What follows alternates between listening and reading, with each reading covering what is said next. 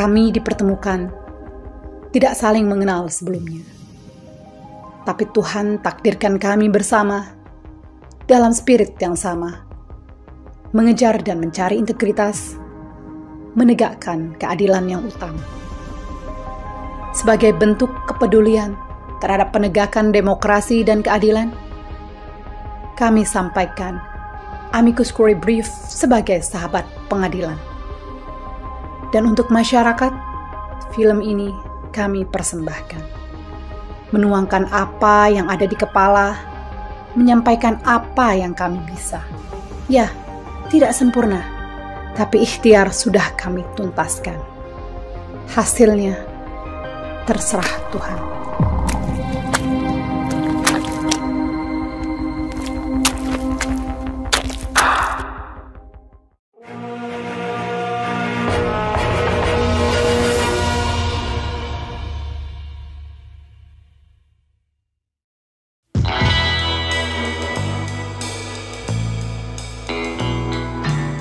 Semua berawal dari alat ini, ya. Ketika pertama kali alat ini dipakai, mungkin orang Indonesia belum ada yang ngeh atau belum ada yang paham bahwa ternyata alat semacam ini itu bisa dipakai sebagai awal dari kata curang atau kecurangan. Kenapa? Tampaknya kalau alat ini dipakai, itu biasa saja. Tidak ada yang melihat itu sebagai sebuah kecurangan. Tapi sebenarnya alat yang kelihatannya fungsinya adalah sebagai pelantang atau mikrofon, bisa digunakan juga sebagai alat membantu kita. Jadi kita sudah punya dua kata kunci di sini, curang dan alat bantu. Karena apa? Alat bantu ini bisa membantu kita untuk bicara sebagaimana orang yang menyuruh kita bicara. Jadi dia bisa bicara lancar tanpa kemudian terpatah-patah seperti biasanya. Dan yang ketiga, orang harus melihat secara detail. Nah, di sini saya akan menunjukkan inilah detailnya.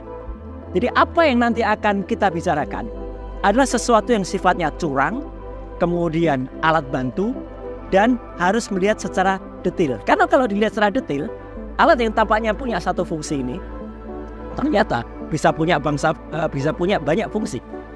Ibaratnya apa? Angka itu juga bisa dipandu dari tempat lain sehingga kita bisa diarahkan. Itu kata kunci berikutnya, diarahkan. Jadi angka itu juga bisa diarahkan, artinya dipatok dan disetting di tempat. Dan berawal dari kecurangan yang pernah dilakukan ini, kemudian kami, meskipun kami itu terpisah-pisah, tapi ternyata niat kami demi merah putih, demi Indonesia, kita bisa bersama-sama satu pikiran. Saya sebelumnya tidak mengenal dengan tokoh-tokoh yang nanti juga akan bicara. Kami sebelumnya sama sekali, bahkan berasal dari kampus yang berbeda-beda. Tapi alhamdulillah, Tuhan Yang Maha Kuasa, Allah Subhanahu wa Ta'ala, mempersatukan kita untuk menyelamatkan Indonesia. Dan ketika itu bergerak, kata curang tadi berubah menjadi jahat atau kejahatan. Apa jahat? Karena ternyata dari alat yang tadinya cuma curang, kemudian menjadi jahat. Jahat itu artinya apa? Dilindungi atau terlindungi atau makin tidak kelihatan. Inilah bukti kejahatan. Alat semacam inilah yang kemudian dipakai untuk kejahatan. Jadi artinya apa? Yang tadinya curang udah menjadi jahat. Itulah yang nanti akan kita bicarakan dalam sistem informasi rekapitulasi pemilu atau Sirekap. Yang tadinya hanya curang kemudian menjadi jahat. Karena apa? Karena kemudian niat itu muncul, mens rea itu muncul. Ada nanti teman dari hukum yang akan menerangkan bagaimana mens rea itu ada. Ya, jadi dari curang kemudian menjadi jahat. Kita mulai satu persatu. Dimulai dari adanya ketika tiba-tiba suara itu sudah muncul pada jam yang harusnya itu belum muncul. Tanggal 14 Februari 2024, ketika pertama kali itu hari H pemungutan suara dilakukan, mendadak suara itu sudah muncul di situs KPU. Ini tidak masuk akal, ya, karena di setiap tempat di 820.223 TPS itu masih dilakukan perhitungan suara. Tiba-tiba sudah ada di situs KPU. Dan ini aneh. Kenapa aneh? Karena tidak ada yang bisa keluar. Dan ini ternyata diakui oleh staf KPU, ya, yang dia juga akan mengatakan suara itu sudah masuk pada pukul pada pukul 18.30 atau pada pukul 6.30 sore. Dan yang menarik apa? Ternyata setelah kita periksa dengan detail, kata kunci detail tadi, ya, dengan detail, Ya, ternyata suara itu atau sumbernya, detailnya disimpan di sebuah server yang ada di Singapura. Masya Allah, ya. Masa Indonesia tidak punya sih tempat untuk menyimpan suara? Ada kan? Banyak kampus-kampus ternama. Ya, ada ITB, ada UI, ada UGM yang bisa menyediakan itu. Kenapa kita harus di Singapura? Di tempat Alibaba, lebih tepatnya lagi di Allium Computing yang ada di Singapura. Ini merupakan sebuah hal yang sangat tidak masuk akal. Dan ketika kami melakukan protes terhadap itu karena itu melanggar yang namanya Undang-Undang Perlindungan Data Pribadi nomor 27 tahun 2022, tiba-tiba seperti pencuri mereka memindahkan angka-angka itu dari Singapura dipindah ke Jakarta. Dan dengan, maaf saya harus bilang, gilanya lagi, mereka berani bikin konferensi pers yang menyatakan angka itu atau server data itu tidak pernah ditaruh di luar negeri. Itu mereka seminggu setelah pemilu. Nyatanya keputusan dari Komisi Informasi Pusat sudah mematahkan itu semua. Karena apa? Karena mereka akhirnya mengakui, KPU mengakui bahwa data itu pernah ada di Singapura. Perwakilan KPU, Lukman Hakim, mengakui adanya kontrak pengadaan yang dilakukan KPU dengan Alibaba. Hal itu disampaikan saat Lukman menjawab pertanyaan Ketua Majelis KIP Syawaludin. Jadi ini jelas curang, jelas jahat. Ya, itu sudah temuan-temuan itu. Kemudian mulailah para ahli-ahli teman-teman kita yang nanti juga akan bicara itu pada menyampaikan temuannya. Ada yang sangat detail bisa melihat bagaimana penggelembungan suara. Ya, dari yang tadinya diakui awalnya KPU hanya mengakui 154.541 TPS bermasalah atau TPS-nya salah. Dan itu diakui oleh Ketua KPU sendiri. Ya, ternyata lebih besar dari itu, ratusan ribunya akan dikemuka. Dan ternyata mereka, ini yang paling jahat menurut saya, ya. Mereka mengeluarkan surat keputusan yang menyebutkan SK nomor 349 tahun 2024, dan itu dikeluarkan baru pada tanggal 16 Maret 2024. Mereka menyatakan data-data itu tidak boleh diperiksa atau data-data itu disembunyikan atau dikecualikan selama 3 tahun. Gila. Ya, untung sekali lagi kita berterima kasih. Tuhan Yang Maha Kuasa Allah Subhanahu wa taala memberikan kekuatan kepada KIP, Komisi Informasi Pusat, yang memerintahkan kepada KPU untuk membuka data itu. Jadi, apa yang mau kita sampaikan di sini? Ada sebuah hal yang merupakan sebuah permainan yang dari curang bisa menjadi jahat. Dan lebih dahsyatnya lagi, ini poin yang terpenting. Nanti akan ada penjelasan bagaimana alat yang tadinya hanya alat bantu ini, yang saya gambarkan dengan alat-alat neck microphone ini, neck headphone ini, itu bisa berubah menjadi alat utama. PKPU nomor 5 tahun 2024 menjawab itu. Karena sebenarnya Sirekap atau sistem rekapitulasi pemilu itu bukan alat bantu tetapi alat utama. Nah, inilah yang akan kita lihat bersama bagaimana kami selaku orang-orang yang punya integritas, insya Allah, yang ingin mempersembahkan kepada Republik ini dengan jiwa semangat merah putih kami, ya, inilah bagaimana kita membongkar bagaimana sebuah teknologi ternyata bisa dimanfaatkan untuk kecurangan bahkan kejahatan. Inilah dirty election untuk kita semuanya.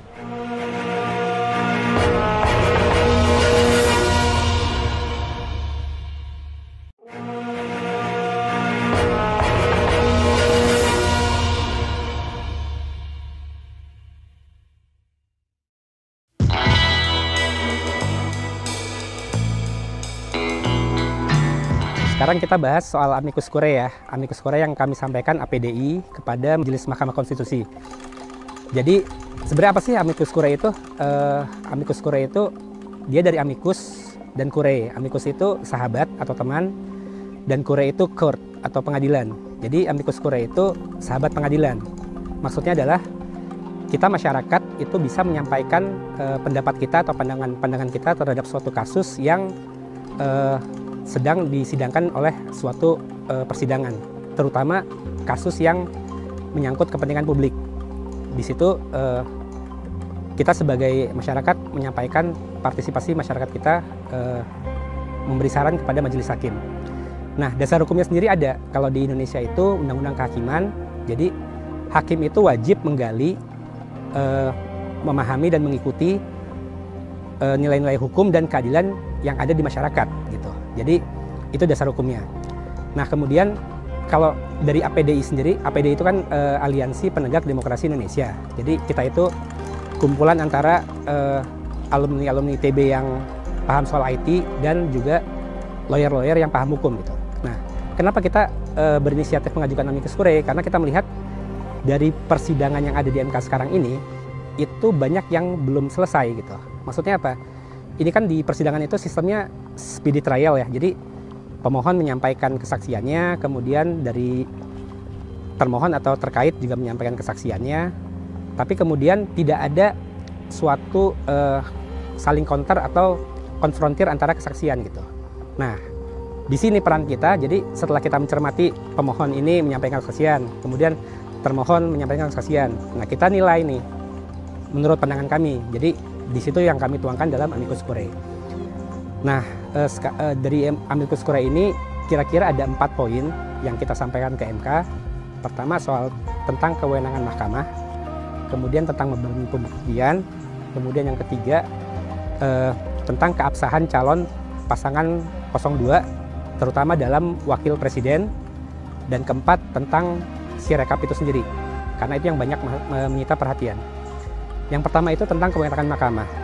Kewenangan mahkamah itu diskusi yang berkembang di MK itu adalah antara apakah hakim itu atau MK berwenang mengadili hasil saja atau juga proses. Nah, kalau menurut kami, jadi MK itu tidak bisa direduksi kewenangannya hanya pada hasil. Karena tidak ada di peraturan perundangan manapun, di UUD maupun undang-undang yang menyebut atau menyatakan MK hanya mengadili atau menyidangkan sengketa hasil dalam makna hasil itu adalah angka perolehan akhir. Tapi kalau di undang-undang dasarnya, di pasal 24C itu jelas disebut Mahkamah Konstitusi berwenang mengadili dan memutus tentang sengketa hasil pemilu. Itu ada kata tentangnya. Kalau ada kata tentangnya itu artinya itu segala hal yang terkait dengan hasil gitu. Kemudian kalau kita bandingkan juga dengan kewenangan mahkamah pada hal yang lain di Undang-Undang Dasar itu kan ada 4. Itu juga kita bisa nilai bahwa kewenangan mahkamah terhadap pengujian Undang-Undang Dasar, pengujian Undang-Undang terhadap Undang-Undang Dasar, kemudian sengketa kewenangan lembaga negara atau pembubaran partai politik, maka MK juga tidak bisa melihat hanya produknya saja, tapi juga harus memeriksa keseluruhan apakah undang-undang itu dibuat dengan baik, sesuai peraturan perundangan, apakah pembubaran partai politik itu memenuhi fakta-fakta hukum yang ada, dan lain-lain. Artinya apa? Kata tentang hasil pemilihan umum pada pasal 24C itu hanya menunjukkan hasil itu adalah objek hukum yang disengketakan.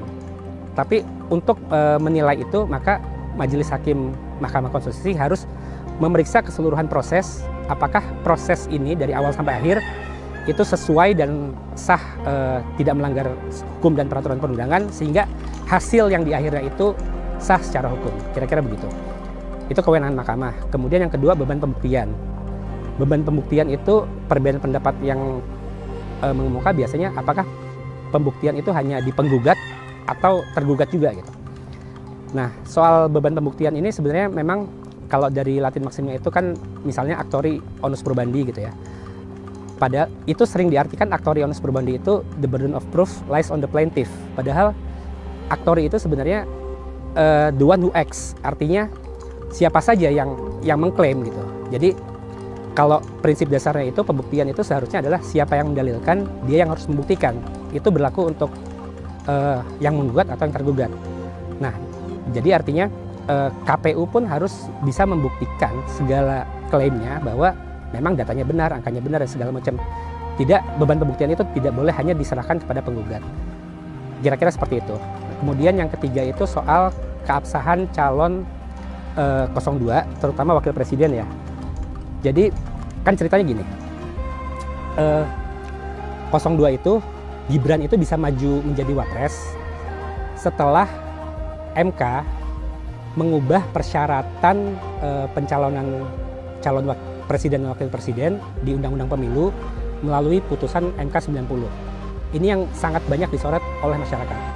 Karena putusan 90 itu dibuat dengan Hakim Mahkamah Konstitusi Anwar Usman yang sudah terbukti melanggar etik dan hukum karena diputus oleh Mahkamah MK, sehingga hakim tersebut kemudian diberhentikan gitu ya. Walaupun diberhentikan sebagai hakim, sebagai ketua hakim, bukan sebagai hakim. Nah, dengan putusan MK itu, maka seharusnya putusan 90 itu tidak sah sesuai pasal 17 Undang-Undang Kehakiman. Karena di pasal 17 Undang-Undang Kehakiman, pasal 5 dan 6, ketika pasal 5-nya dilanggar, itu maka pasal 6-nya menyatakan putusan tersebut dinyatakan tidak sah gitu. Ini sebenarnya hal yang sangat terang benderang gitu ya. Kalau kita lihat pasal-pasalnya itu, maka seharusnya sejak MK memutuskan Anwar Usman bersalah dan melanggar secara hukum, maka putusan 90 itu harusnya tidak sah gitu. Nah, masalahnya adalah ketika banyak pihak yang mengajukan pengujian kembali ke MK dan MK, ini menemui jalan buntu. Jadi ketika diajukan ke MK, itu MK hanya memutuskan Anwar Usman bersalah dan melanggar, tapi putusan 90-nya tidak dibatalkan atau tidak dinyatakan tidak sah gitu. Kenapa? Karena MK itu berpendapat bahwa MK tidak berwenang dan kemudian menyarankan agar pengujian itu diserahkan kembali kepada pembuat atau yang berwenang, dalam hal ini MK gitu. Oke, nah itu kan MK mengatakan tidak berwenang. Kemudian ketika banyak pihak kemudian menguji kembali ke MK, yang terjadi adalah MK mengatakan bahwa tidak bisa menerapkan pasal 17 kepada putusan tersebut karena MK berpendapat bahwa putusan MK itu final, berkekuatan hukum tetap dan mengikat, sehingga MK tidak mau masuk ke situ gitu. Artinya apa? Di sini ketika MK merasa tidak berwenang dan melimpahkan kepada MK, kemudian MK juga memutuskan tidak bisa menerapkan itu dan menyerahkannya kepada malah ke lembaga pembentuk undang-undang atau DPR gitu. Maka artinya apa? Ini sesuatu yang sudah jelas bahwa ketika suatu putusan itu dinyatakan dibuat dan dibentuk melalui proses di mana hakim itu melanggar etik dan sesuai undang-undang kehakiman itu tidak sah, sesuatu yang ini sudah sangat jelas, itu secara praktis tidak bisa dinyatakan tidak sah oleh proses sistem hukum yang ada gitu. Baik MK maupun MK tidak bisa menyatakan itu. Nah, lalu kami memikirkan jalan keluarnya bagaimana gitu. Nah, salah satunya adalah menerapkan prinsip atau doktrin void ab initio. Jadi void ab initio itu adalah batal, void itu batal atau tidak sah gitu ya. Ab initio itu sejak awal. Jadi artinya apa? Sebenarnya kalau kita lihat substansinya, ketika putusan 90 itu dibuat oleh hakim yang melanggar, artinya putusan itu dibentuk melalui suatu proses yang tidak sah gitu ya. Maka produk dari putusan 90 itu sudah tidak sah sejak awal, void ab initio. Sehingga sebenarnya tidak perlu dinyatakan oleh majelis hakim manapun untuk membatalkan itu. Nah, tapi karena MK dan MK tidak mau dan MK juga putusan itu kan dibuat oleh MK. Jadi ini sebagai bentuk pertanggungjawaban MK, maka dia bisa saja menyatakan itu tidak sah untuk lebih membuat kepastian hukum gitu. Nah, ini kan kebetulan perkaranya itu PHPU, bukan PUU. Jadi sebenarnya MK bisa menyelipkan dalam putusannya itu yang menyatakan bahwa putusan tersebut tidak sah gitu. Kalau di PUU kan mungkin MK itu terhalang oleh pilihan amar putusan yang hanya menyatakan setuju atau tidak setuju atau undang-undang ini konstitusional atau tidak. Tapi kalau dengan ini, karena ini kasusnya presiden, MK bisa menyelipkan itu bahwa karena putusan MK 90 ini dianggap void ab initio, maka persyaratan calon wakil presiden oleh Gibran itu tidak sah gitu. Kira-kira seperti itu. Nanti lengkapnya bisa dibaca di amicus curiae yang kami sampaikan ke MK. Kemudian yang keempat itu Sirekap itu sendiri. Ini banyak menjadi bahan yang menyita perhatian publik ya, dan di persidangan juga. Jadi di Sirekap itu, kalau dari pihak termohon atau terkait itu menarasikan bahwa Sirekap itu tidak ada gunanya Bahkan kesaksian dari Profesor Marsudi menyatakan Sirekap itu pepesan kosong gitu. Jadi seolah-olah kalau nggak ada Sirekap pun itu nggak apa-apa gitu. Padahal itu sama sekali tidak benar. Karena dasar hukum Sirekap itu sangat kuat. Di beberapa PKPU juga dimuat Sirekap itu definisinya seperti apa, sebagai alat bantu dan sarana publikasi. Nah, kemudian yang paling jelas itu di PKPU nomor 5 tahun 2024 itu disebut, itu ada beberapa pasal yang menyebut itu bahwa sebenarnya seluruh form D rekapitulasi yang hasil dari pleno baik tingkat kecamatan, kabupaten kota, provinsi maupun nasional itu dibuat melalui Sirekap. Artinya apa?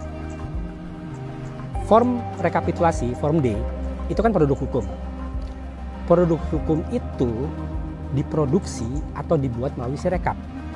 Artinya antara Sirekap dan proses rekapitulasi itu satu kesatuan, tidak bisa dipisahkan, dan produk hukumnya itu diproduksi oleh Sirekap. Sehingga ketika Sirekap itu bermasalah, maka produk hukumnya juga bermasalah.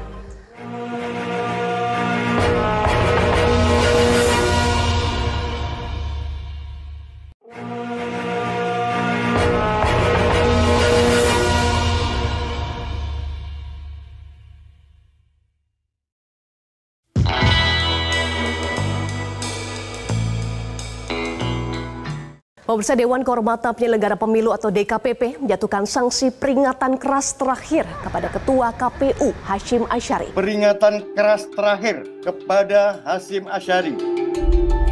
Assalamualaikum.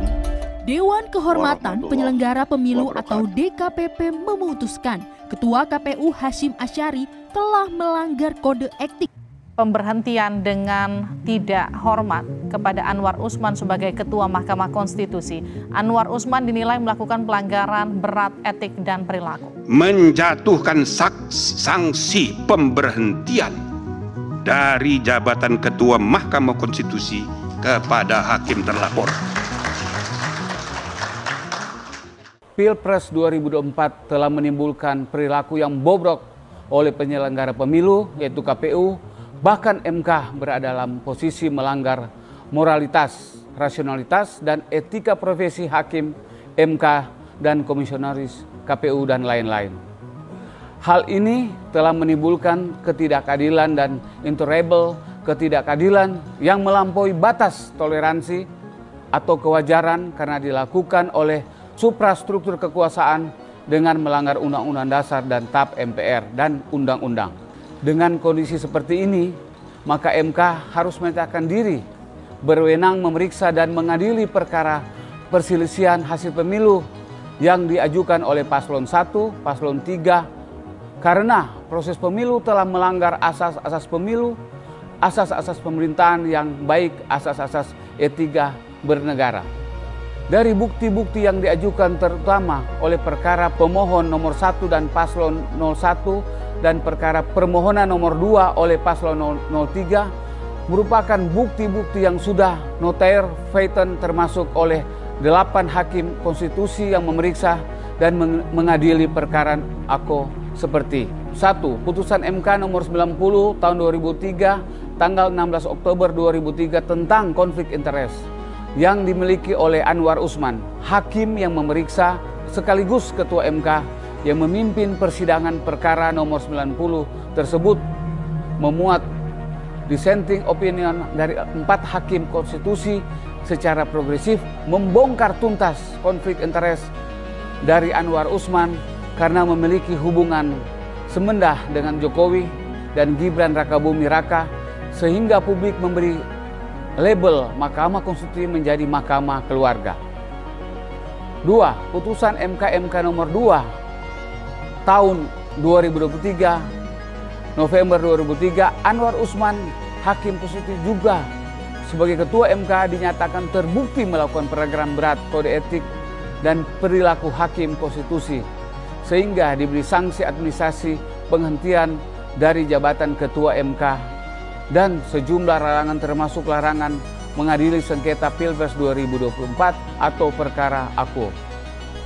3. Dalam perkembangan selanjutnya sebagai pelaksanaan putusan MK nomor 90 2023 tanggal 16 Oktober 2023 yang dilaksanakan oleh KPU, ternyata 7 orang komisioner KPU dinyatakan terbukti melakukan pelanggaran kode etik penyelenggara pemilu oleh DKPP dengan sanksi administratif peringatan keras terakhir tanggal 5 Februari 2024. 4. Penyalahgunaan wewenang oleh Presiden Jokowi dalam soal bansos, menggerakkan ASN, APH, dan Asosiasi Kepala Desa seluruh Indonesia dan lain-lain, mengarah kepada konsolidasi politik mirip Korpri ketiga Orde Baru yang loyal kepada Soeharto atau malah loyalitas dan saat ini hanya loyal kepada apa maunya Jokowi.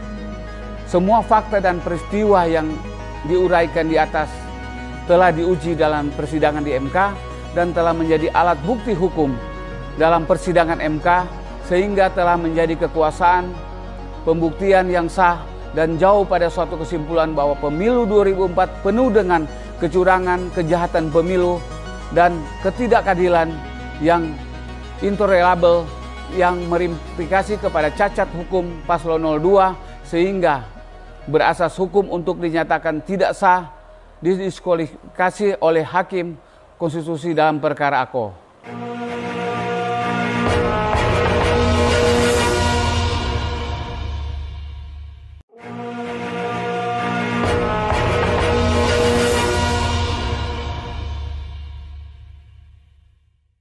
Bahwa pemilu ini hiruk pikuk, pemilu ini bisa menimbulkan perpecahan antar anak bangsa. Jadi kalau Sirekap ini menjadi yang masalah yang kemudian terbukti, maka kejahatan korupsi dalam pengadaan terkait Sirekap ini pun harus diproses. Pihak cyber tidak menerima informasi yang kami sampaikan, karena mereka meminta bahwa kami harus membawa lengkap. Saya bilang untuk tugas ini menjadi lengkap kan tugas polisi. Mulai dari putusan Mahkamah Konstitusi nomor 90 yang akhirnya masyarakat menjuluki Mahkamah Konstitusi sebagai Mahkamah Keluarga. Terjadi penyalahgunaan wewenang mulai dari yang juga dilakukan oleh Presiden Jokowi sampai dengan aparat di bawahnya.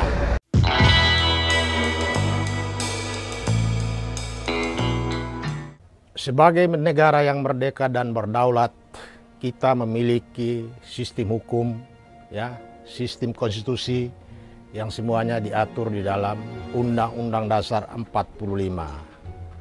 Salah satu sistem hukum yang dibangun dan sesuai dengan perintah konstitusi adalah setiap 5 tahun Indonesia menyelenggarakan pemilihan umum. Karena itu pemilihan umum merupakan sebuah peristiwa hukum yang sangat penting bagi sebuah bangsa yang merdeka dan berdaulat. Karena ketika pemilihan umum itulah kita melahirkan kepemimpinan nasional, dalam hal ini presiden dan wakil presiden, dan sekaligus kita juga melahirkan wakil-wakil rakyat melalui apa yang disebut pemilu.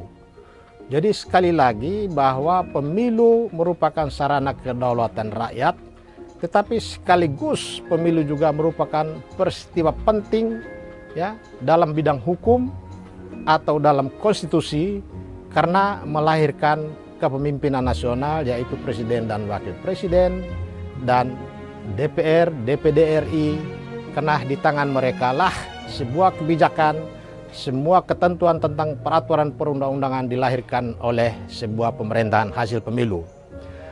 Nah, akan tetapi apa yang terjadi dengan pemilu 2024, jika kita bandingkan dengan pemilu-pemilu sebelum-sebelumnya, baik pemilu 2019 ya atau pemilu 2014 atau lebih jauh lagi pemilu sejak awal reformasi, maka kualitas pemilu atau kualitas Pilpres tahun 2024 merupakan pemilu dengan kualitas sangat jelek, sangat brutal. Bahkan banyak pihak memberikan cemooh kepada pemerintah, kepada presiden, kepada penyelenggara pemilu sebagai sebuah lembaga yang tidak mampu menjaga kemandirian, ya, sebagai sebuah institusi yang diberi wewenang oleh Undang-Undang Dasar 45 untuk menyelenggarakan pemilu. KPU tidak bisa menjaga kemandiriannya. Bahkan tidak hanya KPU, Mahkamah Konstitusi sendiri tidak bisa menjaga kemandirian dan kemerdekaan lembaganya sesuai dengan jaminan yang diberikan oleh Undang-Undang Dasar 45. Tetapi ini menjadi salah siapa? Jika kita merunut peristiwa di mana Mahkamah Konstitusi disebut-sebut sebagai telah terkontaminasi nepotisme, maka kita bisa menunjukkan fakta-fakta bahwa Mahkamah Konstitusi ketika menghadapi beberapa persidangan terkait dengan perkara uji undang-undang, ya terutama undang-undang yang menyangkut uji undang-undang tentang pemilu, nampak sekali Mahkamah Konstitusi berada dalam cengkeraman nepotisme. Siapa nepotisme yang ada di Mahkamah Konstitusi? Kita lihat. Di Mahkamah Konstitusi ketuanya dipimpin oleh seorang hakim konstitusi bernama Anwar Usman, yang ternyata Anwar Usman ini adalah ipar kandung dari Presiden Jokowi. Dan ketika perkara nomor 90 diajukan ke persidangan, ternyata pemohon perkara 90 itu sesungguhnya memperjuangkan Gibran Raka Buming Raka untuk menjadi calon wakil presiden. Kenapa kita katakan bahwa perkara 90 itu merupakan perkara yang memperjuangkan Gibran Raka Buming Raka untuk menjadi calon wakil presiden? Karena di dalam permohonan itu nama Gibran disebut-sebut sampai kurang lebih 10 kali oleh si pemohon. Disinilah kemudian setelah perkara itu diputus pada tanggal 16 Oktober 2023, masyarakat memberi reaksi yang luar biasa. Resistensi dari berbagai pihak, dari para aktivis, para guru besar, dari tokoh politik, tokoh masyarakat, tokoh agama, semua bersatu padu mempersoalkan putusan Mahkamah Konstitusi tentang hakim konstitusi mengubah pasal 169 huruf Q tentang batas usia minimum seorang calon wakil presiden. Mengapa ini dipersoalkan?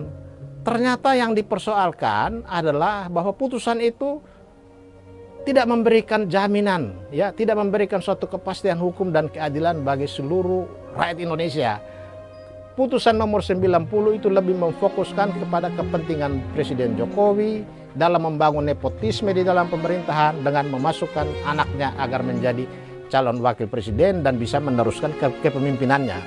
Padahal nepotisme, ya, kolusi atau korupsi itu satu paket yang oleh undang-undang dan TAP MPR dilarang, ya. Apalagi nepotisme itu adalah produk dari reformasi di dalam TAP MPR nomor 11 tahun 1998 tegas menyatakan bahwa nepotisme sebagai suatu perbuatan yang dilarang. Kemudian diperkuat lagi dengan Undang-Undang nomor 28 tahun 1999 tentang penyelenggara negara yang bersih dan bebas dari KKN, di mana nepotisme itu sebagai perbuatan yang dilarang dan diancam dengan pidana penjara. Artinya ketika terjadi nepotisme di Mahkamah Konstitusi, di mana Presiden Jokowi setiap uji undang-undang, Presiden Jokowi merupakan salah satu pihak di dalam perkara uji undang-undang. Tetapi mengapa ketika perkara nomor 90 disidangkan oleh Mahkamah Konstitusi, Presiden Jokowi sebagai pihak tidak pernah menyampaikan keberatan kepada Hakim Konstitusi Anwar Usman agar dirinya mundur dari perkara itu? Tetapi mengapa Anwar Usman pun tidak pernah mengambil inisiatif secara sukarela mundur dari perkara itu? Padahal dia tahu perkara yang dia sidangkan adalah perkara tentang ponakannya yang disebut-sebut bernama Gibran Raka Buming Raka untuk bisa diloloskan dari calon wakil presiden.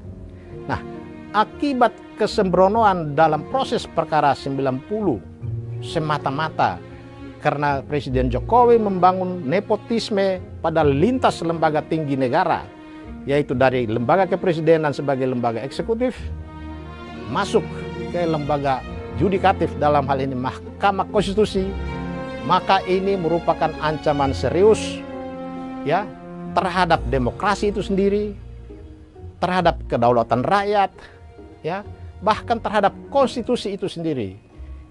Mengapa ini ancaman terhadap demokrasi?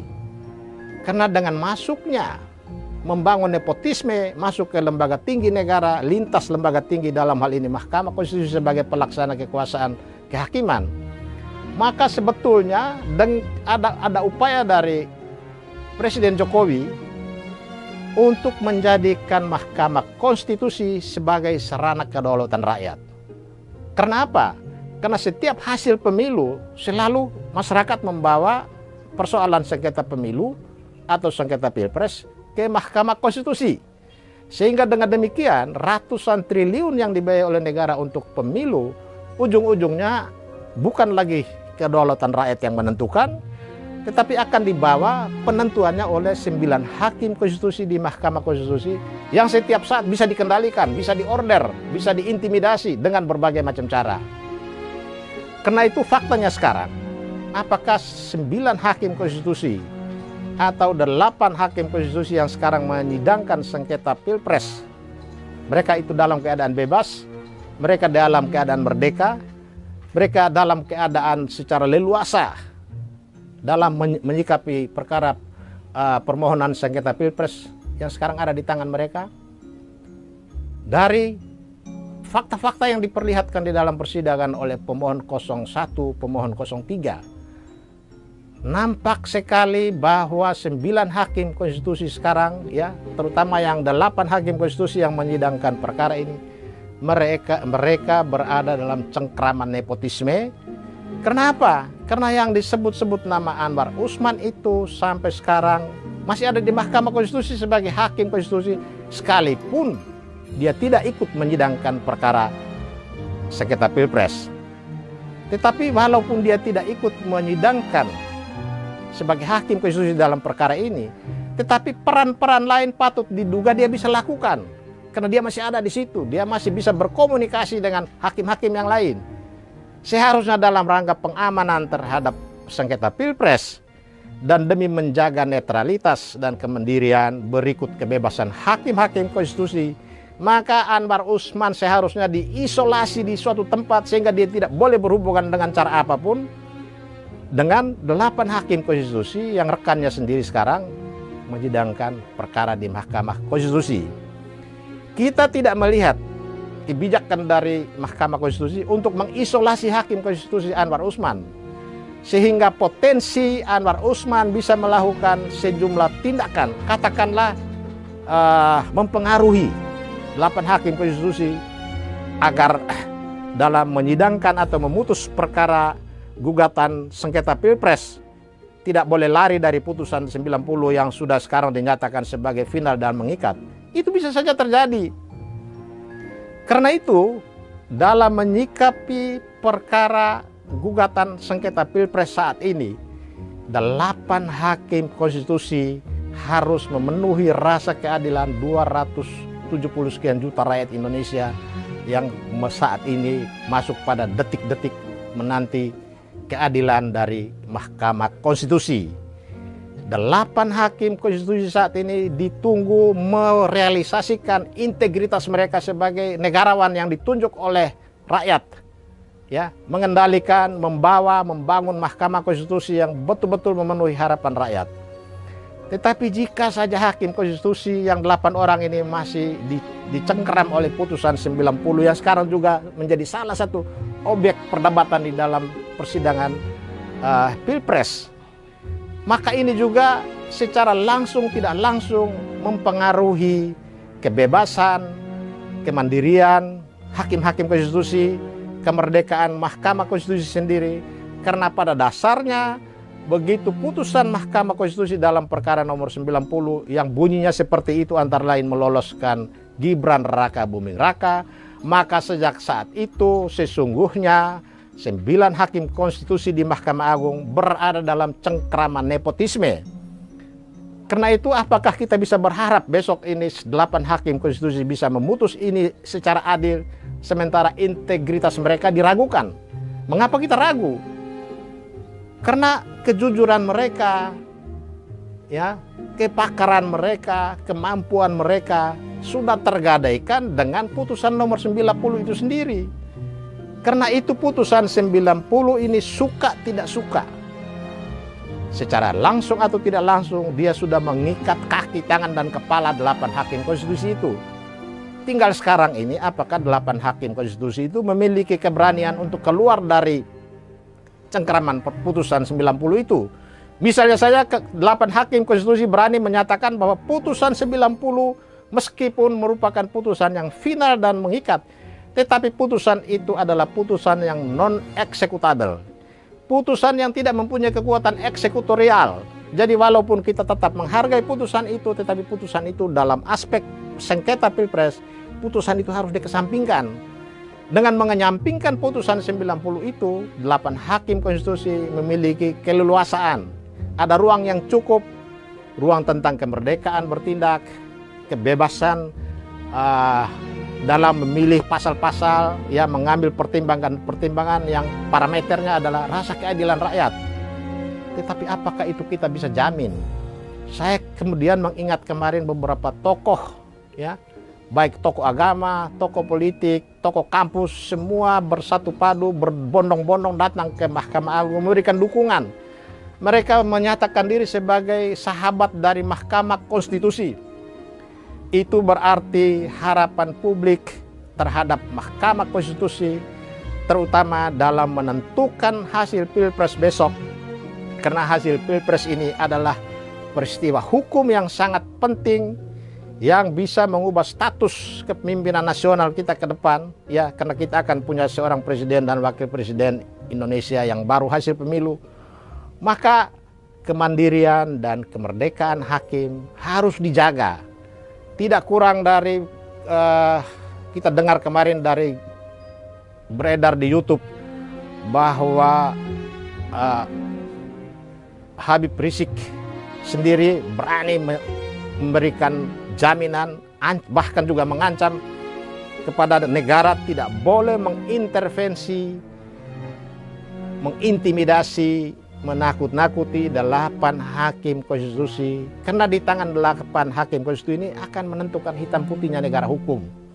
8 hakim konstitusi akan menentukan bahwa kedaulatan itu ada di tangan rakyat, yang dilakukan melalui pemilu tanggal 14 Februari 2024 kemarin. Jadi kalau 8 hakim konstitusi per hari ini berada dalam ketakutan, dalam intimidasi, apalagi intimidasi yang dilakukan karena dosa-dosanya diketahui dan di tangan eksekutif yang setiap saat bisa digunakan untuk menakut-nakuti mereka, maka harapan akan kedaulatan ada di tangan rakyat yang disalurkan melalui pemilu 2024 dapat dipastikan sia-sia. Karena ternyata pemilu ini tidak jujur, pemilu ini tidak sesuai dengan prinsip-prinsip konstitusi, ya. Prinsip-prinsip itu kemudian diimplementasikan atau direalisasikan kembali di dalam undang-undang pemilu. Ini semua hanya slogan-slogan semata-mata, ini semua hanya fata morgana. Jadi sekali lagi, dengan melihat fakta-fakta persidangan yang diungkapkan oleh para pihak, baik pemohon 01, pemohon 03, ya, bukti-bukti yang ditampilkan, maka kita sesungguhnya pada hari ini sudah tidak memiliki lagi seorang presiden. Kita hanya punya wakil presiden.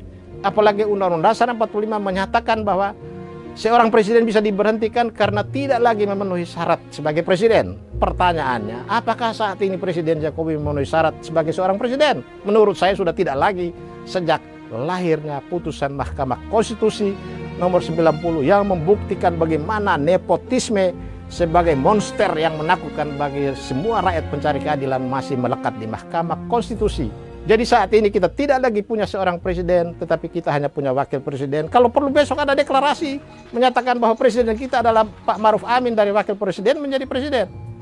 Tinggal sekarang kekuatan di parlemen, beranikah mereka bersikap menyatakan bahwa Jokowi berada dalam posisi tidak lagi memenuhi syarat sebagai seorang presiden.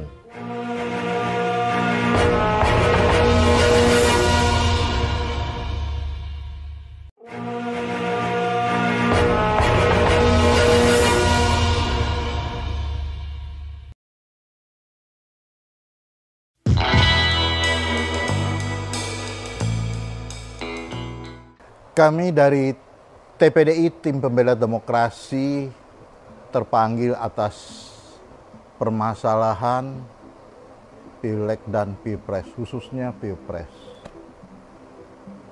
Kami melihat perkembangan daripada Pilpres ini sejak awal. Dan kami terpanggil khususnya karena berkaitan dengan putusan 90 MK. Terlihat di sini ada hubungan kekeluargaan antara Anwar Usman dengan Gibran dengan Jokowi. Kami melihat ini merupakan satu putusan yang sangat memalukan. Sungguh sangat memalukan. Di mana putusan itu terkait atau ada hubungan kekeluargaan antara Jokowi dengan Gibran dengan Anwar Usman, yaitu antara ipar, om, ponakan, dan anak. Putusan itu sebetulnya tidak boleh dikabulkan, di mana yang mengajukan adalah tidak punya legal standing, di mana kalau punya hubungan kekeluargaan harus mengundurkan diri, itu tidak dilakukan. Sesuatu tindakan yang sangat tidak baik dan memberi contoh yang tidak patut bagi rakyat. Nah, bermula dari itu kami terpanggil, kemudian kami mengajukan gugatan ke MK tentang perilaku atau dugaan pelanggaran etik yang dilakukan oleh Anwar Usman. Kami minta supaya dia dipecat sebagai hakim Mahkamah Konstitusi. Tapi putusannya memecat, terjadi pelanggaran berat, tapi memecat sebagai ketua MK. Ini sangat bertentangan. Yang kami minta apa? Yang dikabulkan apa? Kalau saya bilang ini hanya putusan menyenangkan kami sebagai salah satu yang mengajukan tentang perilaku etik yang dilakukan oleh Anwar Usman. Dengan dipecatnya sebagai ketua MK, tentu dia masih sebagai hakim konstitusi. Walaupun dalam putusan itu dia tidak ikut serta di dalam perkara-perkara yang berkaitan dengan Pilpres dengan Pileg. Tapi dia ada tetap di dalam. Dia bagian dari nepotisme. Nah, oleh karena itu kami mengambil langkah pada waktu itu juga kami melaporkan ke Komisi Pemberantasan Pemilu. Kami melaporkan tentang adanya dugaan nepotisme. Kami sudah laporkan, bahkan kami dapat teguran dari KSP, punya bukti atau tidak, jangan sembarang ngomong. Kami tidak menjawab. Tentunya kami sebagai lawyer dari TPDI tentu punya bukti, tidak asal ngomong. Kami bukan pengacara yang asbun. Kami terpanggil dalam permasalahan ini sejak tahun 1996. Sejak peristiwa Kuda Tuli, yang menurut kami disitulah mulai terjadi pergerakan reformasi dan demokrasi perlawanan terhadap Orde Baru. Nah, kembali kepada permasalahan lagi yang sekarang sangat menjadi ramai di publik. Karena itu kami mengambil langkah-langkah hukum. Kami sudah menggugat juga ke Petun. Kami juga sudah laporkan ke Ombudsman dan lain-lain. Tapi belum mendapat hasil yang baik sesuai dengan harapan, tapi kami tidak akan mundur. Nah, sekarang yang menjadi permasalahan, kami juga sudah melaporkan adanya Sirekap, merupakan suatu tindakan kejahatan dan diduga kejahatan. Kami melaporkan kepada Mabes Polri dan kami ditolak. Jadi timbul pertanyaan kami, siapakah yang berwenang menyidik kejahatan melalui kejahatan pemilu 2024 melalui Sirekap? Kami ditolak. Nah, menurut kami ada dugaan di sini, ya kan? Polri di bawah siapa? Di bawah Presiden. Ada dugaan juga, ini bicara dugaan ya, adanya intervensi atau ketakutan daripada penyidik di Bareskrim. Nah, kami sudah menyampaikan pasal-pasal yang berkaitan dengan Sirekap ini, yaitu menurut ketentuan pasal 42 dan 43 Undang-Undang Nomor 11 tahun 2008 tentang ITE. Maka Polri dan penyidik ASN pada Kementerian Kominfo yang berwenang menyidik kejahatan Sirekap itu adalah polisi. Tetapi mereka tidak mau memeriksanya dengan alasan bahwa ini adalah wewenang dari Bawaslu atau Gakumdu dan hukum acaranya adalah KUHAP. Kami terjadi perdebatan di situ.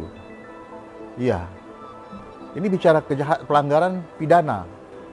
Mereka mengatakan apa yang kami laporkan ini berkaitan dengan tindak pidana sesuai dengan Undang-Undang Pemilu. Kami mengatakan tidak, itu terbebas sangat jauh sekali. Karena yang kami sampaikan adalah dugaan tindak pidana di mana Sirekap itu tidak benar. Jadi bukan perhitungan suara. Kalau perhitungan suara, ya tentu jelas kemana? Bawaslu dan Gakumdu. Terjadi perdebatan keras, akhirnya kami ditolak. Kami pulang. Nah, kami melihat kayak itu, demi keadilan dan demokrasi kewenangan membuka kotak Pandora saksi bisu kejahatan Pilpres 2024 seharusnya menjadi kewenangan Bareskrim seperti kami sampaikan tadi.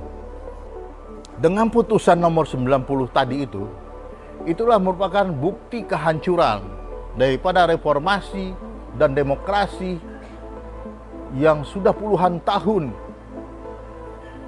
yang diperjuangkan dan sudah berhasil dan banyak menelan korban, ya, dari peristiwa Kuda Tuli sampai pergerakan mahasiswa dan para aktivis seluruh Indonesia. Putusan 90 ini merupakan pengkhianatan terhadap reformasi dan demokrasi. Dan kami sangat prihatin. Tadi kami sampaikan, karena itu kami mengambil langkah-langkah hukum yang melaporkan tadi dugaan nepotisme ke KPK. Selama proses pemilu 2004, kami melihat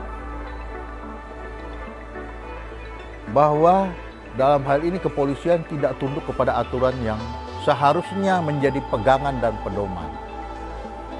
Di sini terlihat lagi bahwa tanpa disadari sudah mematikan demokrasi lagi, sudah mematikan reformasi lagi. Karena itu kami terus berjuang tidak henti-henti sampai sekarang. Kami melihat apa yang terjadi karena Polri di bawah Presiden ada dugaan, tentu mereka takut.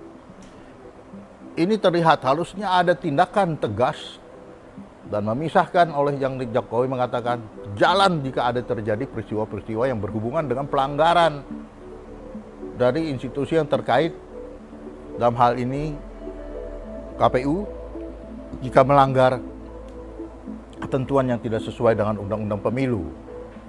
Tapi ini dibiarkan. Terlihat di sini tidak ada etika. Kita lihat aspek etika berbangsa dan bernegara menurut TAP MPR nomor 6/MPR 2001 tentang etika kehidupan berbangsa. Sangat tidak dihormati. Padahal seharusnya disadari bahwa aplikasi Sirekap KPU merupakan instrumen teknologi informasi yang secara langsung menyentuh azas pemilu. Karena fakta fungsi Sirekap ternyata tidak sejalan atau bertentangan dengan pasal 22E Undang-Undang Dasar 1945, yaitu Ajas, Luber, dan Jurdil. Dan pasal 28F Undang-Undang Dasar 1945, yaitu hak setiap warga negara untuk berkomunikasi dan memperoleh informasi untuk mengembangkan pribadi dalam dan lingkungan sosial dan seterusnya. Sementara pada sisi yang lain, terdapat banyak fakta pelanggaran pemilu dan kejahatan pemilu yang telah mempengaruhi proses dan hasil proses Pilpres tahun 2024. Semata-mata kesalahan, kelalaian, dan kesengajaan oleh penyelenggara pemilu yaitu KPU, termasuk melalui instrumen aplikasi Sirekap KPU. Maka berdasarkan pasal 410 ayat 3 Undang-Undang nomor 7 tahun 2017 tentang pemilu, maka tidak ada alasan Bareskrim untuk tidak menindaklanjuti berbagai kejahatan terkait Sirekap. Dan juga tidak ada alasan bagi MK untuk tidak mendiskualifikasikan paslon 02 dalam putusan sengketa Pilpres 2024 dengan perintah agar KPU melakukan pemilu ulang tanpa keikutsertaan paslon 02. Cukup sampai sekian, masih banyak yang akan diungkapkan. Tapi kembali mohon maaf, tidak mungkin kita bukakan dalam satu sesi yang pendek ini. Terima kasih. Merdeka! Merdeka! Merdeka!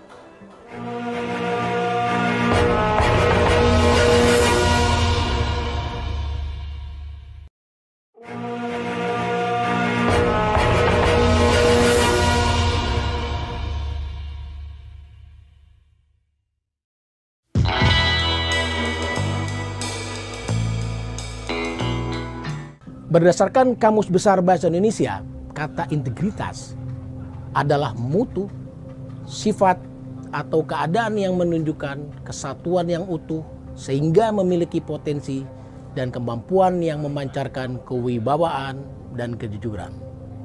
Integritas juga wujud dari keutuhan prinsip moral dan etika bangsa dalam kehidupan bernegara tentunya. Integritas melekat pada diri manusia, bersikap jujur, tulus, dan dapat dipercaya, bertindak transparan, dan yang paling penting adalah konsisten. Menjaga martabat dan tidak melakukan hal-hal yang tercela adalah syarat utama. Bertanggung jawab atas hasil kerja dan tentunya bersikaplah objektif. Saudara-saudara sekalian, kita bisa mendengar, menyaksikan saat penyampaian saksi dari KPU seorang engineer yang menerima order yang menyalahi prosedur dalam input dan validasi data. Bagaimana input validasi data ini bisa menyebabkan data KPU C1 hasil PPP tidak berintegritas. Bagaimana tidak? Input dan validasi data dirubah dari fasilitasi yang prosedur di KPPS dirubah menjadi input data fasilitasi yang dilakukan oleh KPU Kabupaten Kota. Hal ini membuka lebar kecurangan-kecurangan yang bisa dilakukan dan itu memang curang.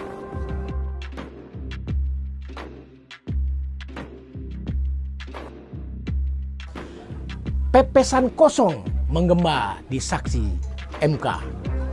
Dia mengatakan bahwa fungsi Sirekap hanya adalah pepesan kosong. Padahal, rekan-rekan sekalian, fungsi Sirekap memiliki dasar hukum yang kuat. PKPU nomor 5 tahun 2024 yang dikeluarkan oleh KPU tanggal 12 Februari 2024, 2 hari sebelum pencoblosan, jelas mengatakan pertama, Sirekap sebagai bagian dari sistem informasi yang memiliki dasar hukum yang kuat sesuai pasal 1 PKPU nomor 5 2024 butir 28 bahwa sistem informasi rekapitulasi elektronik yang selanjutnya disebut Sirekap adalah perangkat aplikasi berbasis teknologi informasi sebagai sarana publikasi hasil penghitungan suara dan proses rekapitulasi hasil penghitungan suara serta alat bantu utama dalam pelaksanaan rekapitulasi hasil penghitungan suara pemilu. Dari ketentuan pasal ini dapat disimpulkan bahwa kedudukan Sirekap dan peran Sirekap ada 3. Pertama, sarana publikasi hasil penghitungan suara. Kedua, sarana publikasi proses rekapitulasi hasil penghitungan suara. Dan ketiga, sebagai alat bantu pelaksanaan rekapitulasi hasil penghitungan suara. Sesuai pasal 18, pasal 35, 50, 67, dan 85 PKPU nomor 5 2024 dapat disimpulkan bahwa rekapitulasi hasil penghitungan suara dan sertifikasi rekapitulasi hasil penghitungan suara perolehan dibuat oleh Sirekap. Artinya apa? Artinya adalah Sirekap memiliki kedudukan yang setara dan dia memiliki satu kesatuan dengan hasil perhitungan rekapitulasi manual berjenjang. Karena seluruh produk hukum hasil rekapitulasi dalam bentuk form D rekapitulasi adalah diproduksi atau dibuat melalui Sirekap. Namun kesaksian dari salah satu saksi ahli dari KPU yang nyata-nyatanya bergelar profesor menganggap Sirekap adalah pepesan kosong. Apa kata dunia?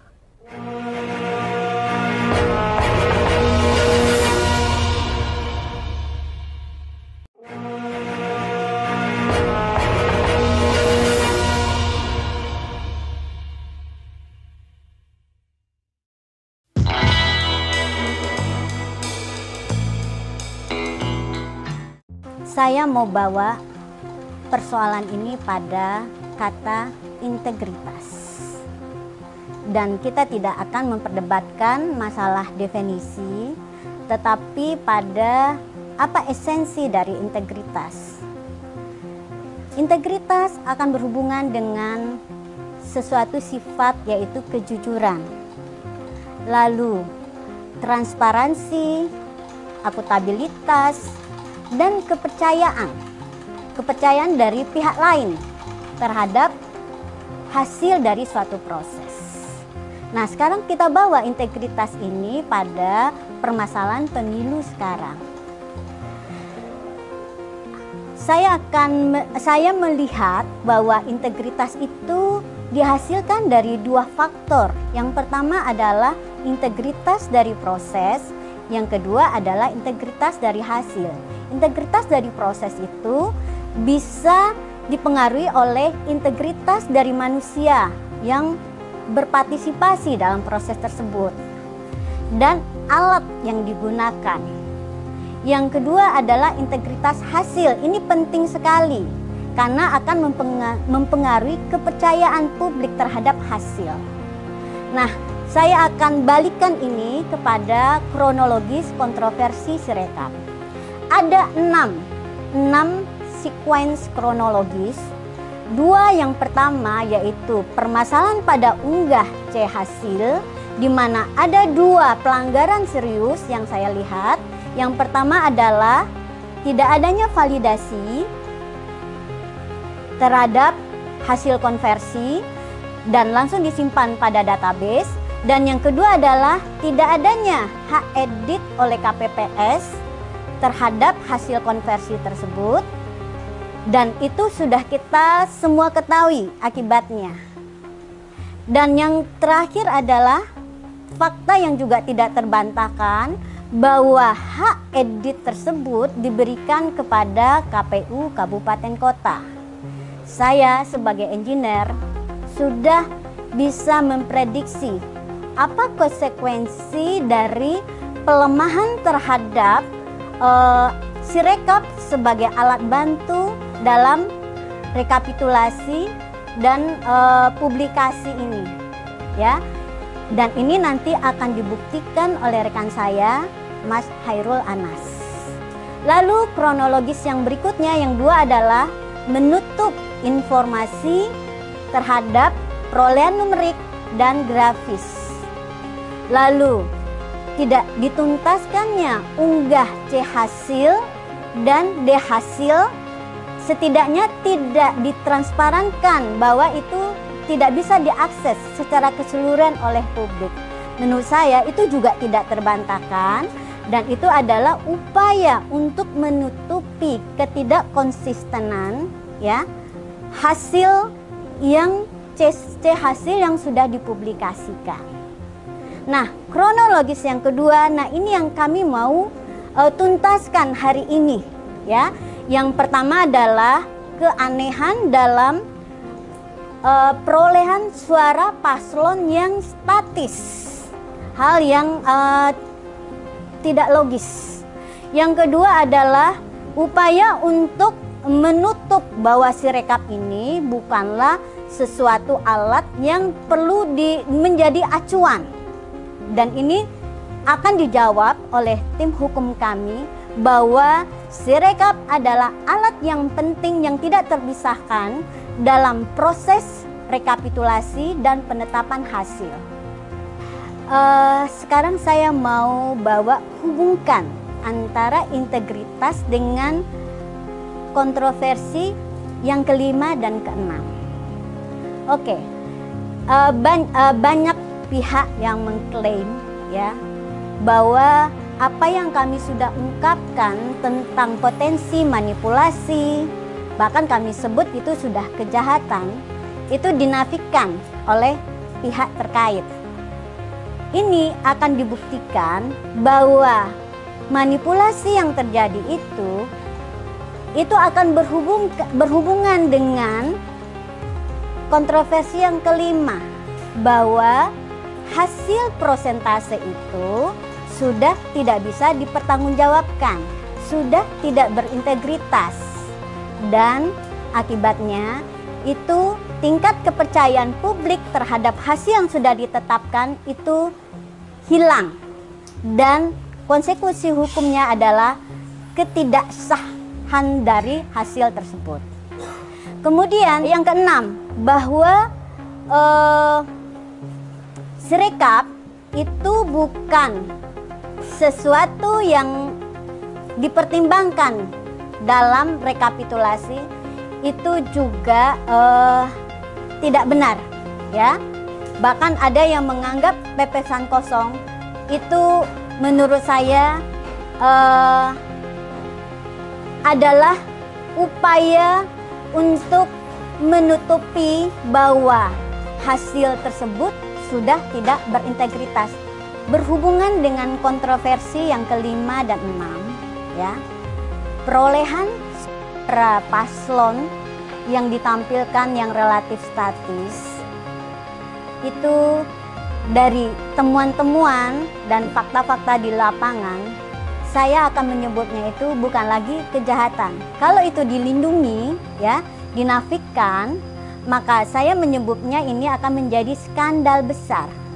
Skandal besar Pilpres 2024. Kenapa demikian? Saya akan mengkonfirmasi pernyataan ya bahwa Sirekap dianggap sebagai pepesan kosong. Itu adalah upaya untuk menutupi skandal besar ini. Dan jika ini dibiarkan, yang saya khawatirkan adalah ini akan menjadi beban bersama, bahwa kita pernah mengabaikan ya suatu hasil pemilihan yang tidak berintegritas, yang diabaikan, dianggap tiada dengan menutupi Sirekap ya, itu akan menjadi dosa bersama. Saya sebagai engineer menganggap ini sudah fraud. Tidak bisa ditutupi lagi dengan mengatakan bahwa ini tidak ada TSM, bahwa Sirekap tidak dipakai. Tidak.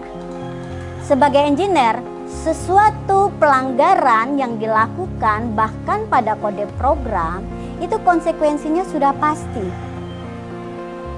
Bahwa jika ini dilakukan, sistem akan lemah, memudahkan manipulasi, dan pada hasilnya manipulasi ini, data-data itu akan menghasilkan informasi yang tidak benar, termasuk perolehan dari dan penetapan dari hasil rekapitulasi tersebut.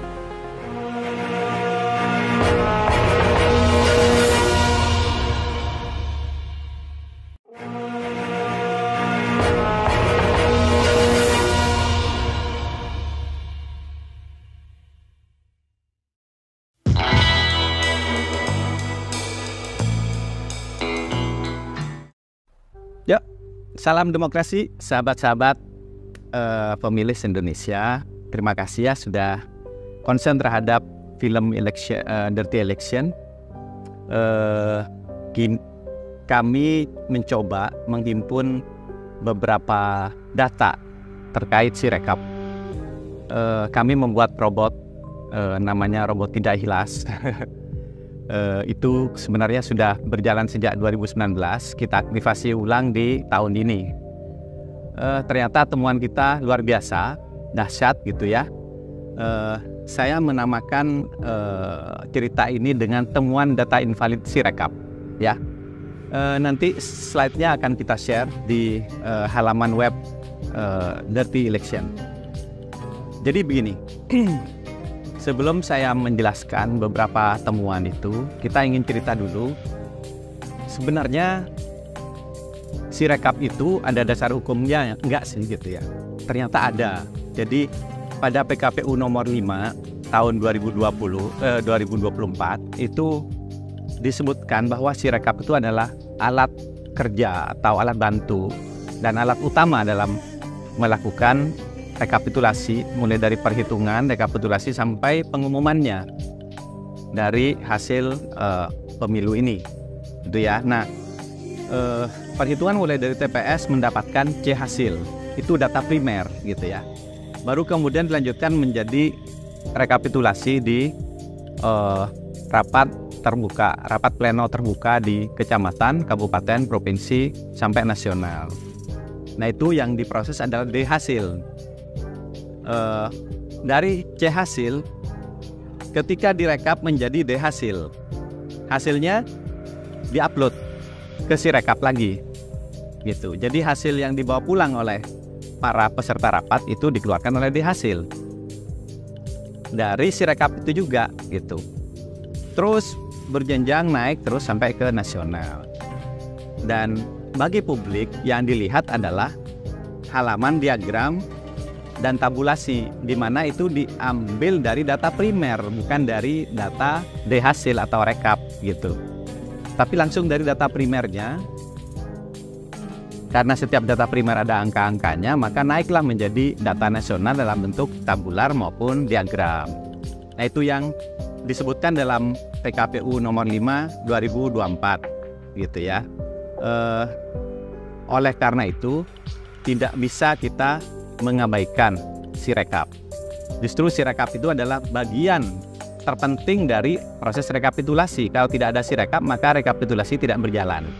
Nah, ini sebagai bahan pengetahuan kita bersama. Jadi apabila ada ahli atau saksi lain yang mengatakan bahwa Sirekap itu menjadi tidak perlu lagi ketika rekapitulasi manual berjenjang selesai, itu pendapat yang keliru gitu ya.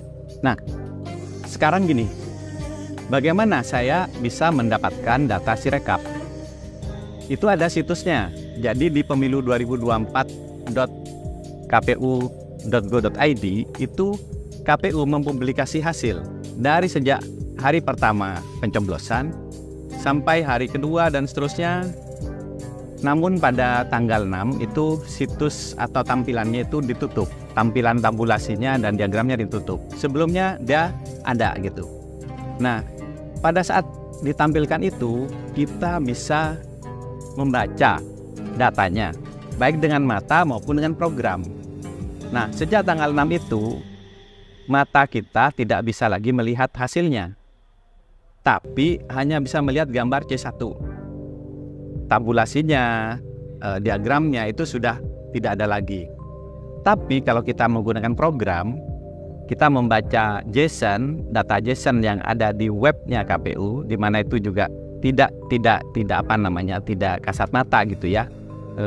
Kita tetap bisa baca dan ternyata masih mengalir terus.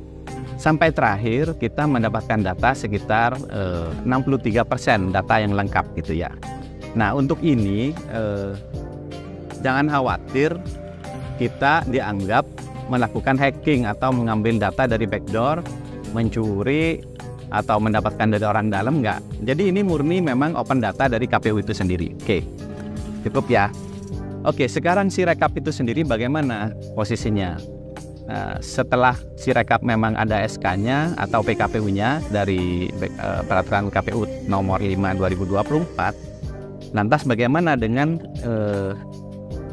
sertifikasinya atau audit IT-nya terhadap aplikasi itu seperti apa. Nah itu KPU yang bisa jawab. Kami masih meragukan kalau dikatakan ini sudah lolos audit. Kenapa? Karena sampai hari pencoblosan itu aplikasi masih ada update gitu ya. Jadi yang mana yang disertifikasi atau yang diaudit gitu. Maka kami menunggu dokumen yang dari KPU itu seperti apa, yang diperoleh KPU dari BRIN maupun dari BSSN katanya ya. Itu kita tunggu. Saya tidak bisa mengatakan itu tidak ada. Tapi kalau ada, maka pertanyaan besar. Karena ternyata hasil kerja Sirekap ini amburadul. Bagaimana mungkin aplikasi seperti ini bisa mendapatkan sertifikasi gitu ya. Baik, untuk itu ketika data ini sudah kita ragukan gitu ya, satu-satunya cara sebenarnya kita itu mempercayai C1 atau C hasil yang ada metadatanya. Nah ini kita sudah minta ke KPU dari pekan yang lalu, sekitar 2 hari sebelum Lebaran, sampai hari ini belum dijawab gitu ya. Padahal itu bukan data yang rahasia, seharusnya itu data publik, sudah diputuskan oleh Komisi Informasi Pusat ya. Nah itu kita minta, tapi sampai hari ini belum dapat. Oleh karena itu maka kami menggunakan data-data yang ada di situs KPU itu. Dan kita sudah ambil semua, dan hasilnya ternyata luar biasa. Banyak sekali penyimpangan atau error gitu ya, yang menyebabkan kita dapat menyimpulkan bahwa datanya tidak bisa dipercaya. Apa aja yang saya lakukan? Saya melakukan pengecekan 6 hal. Pertama, kelengkapan data ya. Kelengkapan data, yang kedua profil halaman utamanya sebelum ditutup gitu ya. Yang ketiga adalah checksum terhadap kehadiran. Yang keempat, checksum terhadap suara paslon dan suara-suara yang lain ya. Yang diisikan di form C hasil. Kemudian kami juga melakukan checksum terhadap update data per batch yang dilakukan oleh KPU untuk melihat polanya gitu ya. Karena memang data itu tidak masuk per TPS tapi per kelompok begitu ya, per kelompok. Mungkin ada 1.000, 2.000 itu naik bersamaan, dan kita lihat berdasarkan timestamp-nya. Terakhir kami mengecek jejak perubahan yang terjadi. Jadi ada 6 ya. Oke, yang pertama kita bicara cek kelengkapan data. Ternyata hanya ada 63% TPS yang datanya lengkap dan diisi dengan baik. Ada C1-nya lengkap 3 halaman, ada datanya diinput, kemudian data administrasi juga lengkap ya. Itu ada sekitar 519.353 suara atau setara 63,09%. Nah ini yang datanya lengkap, data administrasinya ada, data suaranya ada, C1-nya ada. Sisanya itu tidak lengkap, bahkan ada yang tidak ada sama sekali. Makanya ada yang sifatnya true false, false true, dan false. Itu status di data KPU itu sendiri. Nah, dari yang 63% ini kita sisir lagi menggunakan checksum saya. Checksumnya antara lain ya. Misalnya saya mengecek penjumlahan paslon 1, 2, 3 dibandingkan dengan suara sah. Sama apa tidak? Ternyata ada 25.209 TPS yang tidak sama misalnya. Terus saya cek suara sah tambah suara tidak sah, apakah sama dengan suara total? Ternyata ada yang tidak sama lagi. Terus suara total apakah sama dengan pengguna total? Pengguna total apakah sama dengan DPT yang hadir, tambah DPTB, tambah DPK, dan seterusnya. Saya ngecek kira-kira terhadap data-data yang tadi lengkap. Ternyata ditemukan sekitar 7,71% TPS itu error. Jadi kalau dikurangkan terhadap yang tadi 63% itu, maka sisanya tinggal 55%. Itu data yang bersih, oke, secara aritmatika benar. Artinya sisanya ada TPS error dan TPS yang belum diisi atau belum lengkap itu sekitar 45%. Jadi dapat disimpulkan bahwa tingkat akurasi data dari Sirekap untuk C-hasil itu hanya 55%. Artinya apa? 45%-nya tidak bisa dipercaya. Dari situ apakah kita bisa menyimpulkan hasil rekapitulasi yang diumumkan KPU itu benar? Kita tidak percaya. Kenapa? Karena 45% data C1-nya itu tidak dapat dipercaya. Seperti itu ya pengecekan pertama. Sehingga tidak masuk akal apabila data Sirekapnya tidak lengkap tapi data rekapitulasinya bisa selesai. C1 tidak lengkap, mana mungkin rekapnya bisa selesai. Nah, faktanya bagaimana? Ternyata selesai. Loh, berarti datanya data yang mana? Kita mempertanyakan itu dan kita sedang meminta data yang mana yang dipakai, kan gitu. Oke, itu pengecekan pertama. Pengecekan kedua, kita mengecek halaman utama seperti saya sampaikan pada kesaksian waktu di depan Mahkamah Konstitusi. Saya mengecek data, ternyata ada data tertua di sistem Sirekap halaman pemilu 2024 itu. Data paling tuanya 14 Februari jam 21.46. Tapi di potret web archiver terhadap halaman KPU beberapa jam sebelum jam 21.46 yaitu jam 18.30 sudah ada datanya. Sudah ada data sehingga banyak yang curiga, loh kok ini sudah ada data sebelumnya, berarti itu data dari mana? Dan sekarang dicek itu data nggak ada. Dan jadi kemana sekarang data itu? Banyak yang mengatakan ini untuk membangun asumsi bahwa inilah hasil yang sudah tergambar saat itu. Setidaknya sampai jam 21.46 gitu ya. Nah, ini pertanyaan besar. Artinya ini JSON-nya bukan dari database tapi JSON yang di hard coded gitu. Nah, ini pertanyaan. Kita sedang menunggu jawaban dari KPU karena KPU tidak memberikan jawaban secara terbuka. Katanya akan disampaikan log sistemnya, tapi kita belum dapat sampai hari ini. Kemudian kalau disimpulkan dari data yang masuk tadi sebelum jam 21.46 ternyata ada 46.574 TPS, itu total suaranya sekitar 3.110.000, yang artinya rata-rata per TPS hanya 64 suara, jadi itu nggak masuk akal gitu ya. Tapi secara persentase ya seperti yang tergambar ada 57%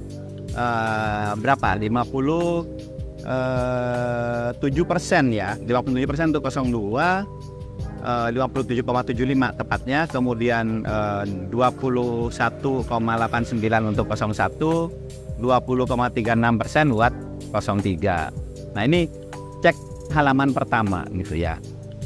Kita juga bisa ngecek di halaman pertama juga dari setiap progres TPS itu ya. Kita lihat sekian persen, misalnya di 64,14 ya, 64,14%, total suara paslon 77 juta. Kalau 100% kira-kira berapa proyeksinya? Itu hanya sekitar 120 juta, hampir 121 lah. Nah, bandingkan dengan suara versi KPU ketika diumumkan, total suara di 100% itu pada saat 20 Maret itu 164 juta, berarti ada selisih sekitar 43,5 juta suara. Ini suara apa gitu? Ini sekitar 43 juta inilah kita pertanyakan. Ini suara apa? Apakah penggelembungan atau suara hantu, atau ada data yang tidak match antara DPT, antara kehadiran dan seterusnya sampai menjadi suara paslon itu ya. Itu pengecekan yang kedua, masalah halaman pertama. Pengecekan yang ketiga, kita menggunakan pengecekan selisih yang terjadi antara kolom suara total dan pengguna total. Itu ternyata ada selisih di 32.994 TPS yang setara dengan sekitar 10 juta suara. Itu ya, kita ada buktinya semua, nanti bisa di-download ya di halaman Dirty Election yang akan kita umumkan nanti. Kemudian masih cek kehadiran, kita membandingkan pengguna total dan kehadiran. Jadi pengguna total itu kan adalah penjumlahan DPK, DPTB dan DPT yang hadir gitu ya. Itu terjadi selisih di 17.000 TPS, lebih dari 17.000 itu sekitar setara 50 juta suara, 5 juta suara ya. Artinya sudah berapa? Tadi di halaman depan ada selisih 43 juta, kemudian di suara total vs pengguna total beda 10 juta, pengguna total vs kehadiran, komponen kehadiran itu 5 juta, sudah berapa itu? Banyak sekali ya. Itu pengecekan kehadiran. Sekarang cek sum suara. Oke, suara ketika saya jumlahkan, suara paslon 1, paslon 2, paslon 3, itu menghasilkan 128 juta sekian. Tapi kalau saya cek kolom suara sah, saya jumlahkan, itu hanya 104 juta, berarti ada selisih 23 juta. Hampir 24 juta ya, 23 juta setengah lah gitu. Itu suara nasional, artinya ini data-data menjadi aneh. Kenapa? Oh bisa, suara 3 paslon, suara sah 3 paslon ini berbeda dengan kolom suara sah. Ada apa sebenarnya gitu ya. Kemudian saya juga mencoba membandingkan ya. Suara sah saya jumlahkan dengan suara tidak sahnya, saya jumlahkan, saya bandingkan dengan suara total berbeda lagi di 34.106 TPS, setara 10 juta juga. Nah ini kan apa sebenarnya yang terjadi di Sirekap ini gitu ya. Kita perlu tahu C1-nya seperti apa, kok bisa isiannya seperti ini. Itu. Selanjutnya saya ngecek lagi bagaimana sih pola pengisian data di Sirekap ini. Ternyata ada timestamp ya. Jadi setiap naik itu tidak 1 TPS, tapi sekian banyak TPS 1 kali naik. Artinya ada satu mungkin back end nanti disuntikkan ya atau dinaikkan ke halaman publikasi. Nah itu kalau dilihat setiap batch itu selalu komposisinya sama. Untuk menjaga komposisi yang sama ini ya, misalnya sekitar 57 atau 58 buat 02, sekitar 19 atau 17 sampai 19 untuk 03 dan 01 itu sekitar 24 gitu ya. Itu ternyata kalau saya cek mulai dari kehadiran sampai menjadi suara sah 3 paslon itu memang nggak pernah match, tapi persentasenya selalu segitu. Dan ini untuk menjaga ini saya cek di batch 1, batch 2, batch 3 itu menyebabkan inkonsistensi selisih mulai dari angka sekitar 4,32% sampai yang tertinggi itu 13,66% penyimpangannya gitu dalam setiap batch. Saya lanjutkan sampai 974 batch itu polanya sama, kecuali beberapa entry ya, beberapa batch ya, ada sekitar 3-4 batch yang tidak sama polanya. Nah pola yang ditemukan apa? 24% untuk 01, 58% kira-kira untuk 02, 18% buat 03. Nah ini pola yang kita temukan. Apakah ini ada settingan? Ya paling tidak settingannya adalah cara naiknya. Dan ini sekarang masih ada sisa yang belum naik sekitar 37%. Data belum lengkap ya. Bisa dibayangkan kalau data itu nanti lengkap mungkin akan makin jelas gitu ya pola-polanya gitu ya. Terakhir saya melakukan checksum jejak perubahan atau footprint. Nah ini paling fatal. Ini paling fatal. Kalau yang tadi mungkin bisa salah, bisa dikoreksi gitu ya. Tapi proses koreksi ini bisa kita lihat apakah koreksi itu dari salah menjadi benar atau dari benar menjadi salah. Nah ini ternyata ada 441.000 kali lebih perubahan gitu ya, terjadi di 244.000 lebih TPS, yang artinya ini satu TPS bisa terjadi perubahan lebih dari 1 kali, dan perubahannya tidak semuanya perbaikan gitu. Justru kita menemukan yang sebaliknya. Apa yang ditemukan banyak sekali, ada perubahan C hasil ya, atau angkanya yang telah terisi lengkap tiba-tiba menjadi tidak lengkap. Ada yang dihapus suara paslonnya, ada yang dihapus kolom suara sahnya, ada yang angka checksum administrasinya dihapus gitu ya. Administrasinya itu yang selain suara paslon itu namanya data administrasi, itu hapus tiba-tiba padahal sebelumnya lengkap. Bahkan ada yang seluruh kolom itu dihapus kecuali C1-nya gitu. Penggantian C1 juga ada. Nah, ini semua terjadi di seluruh provinsi. Jadi ini bukan daerah-daerah yang kurang sinyal atau akses internet tidak ada. Ini seluruh provinsi terjadi.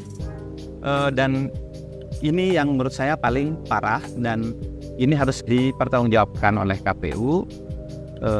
Dan saya sudah menunjukkan contoh-contohnya waktu saya bersaksi. Contoh perubahan dari data lengkap menjadi rusak, dari data lengkap menjadi kosong, ya, dari data lengkap menjadi tidak lengkap, suara paslon dihapus atau berubah, dan lain-lain gitu ya. Termasuk profil C1-nya yang lumayan banyak ya, ada yang lucu-lucu, ada yang pakai cam scanner yang artinya ya metadata hilang dan seterusnya. Bahkan diakui bahwa metadata memang tidak disertakan gitu. Yang disertakan adalah digital signature. Nah, metadata ini pertanyaan kenapa dihilangkan? Kalau metadata dihilangkan, apa maksudnya gitu?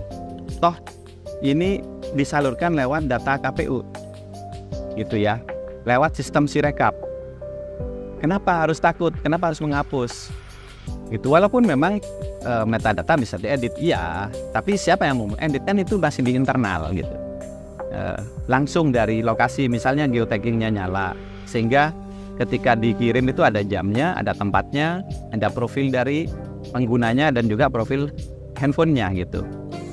Pertanyaan kenapa itu dihapus?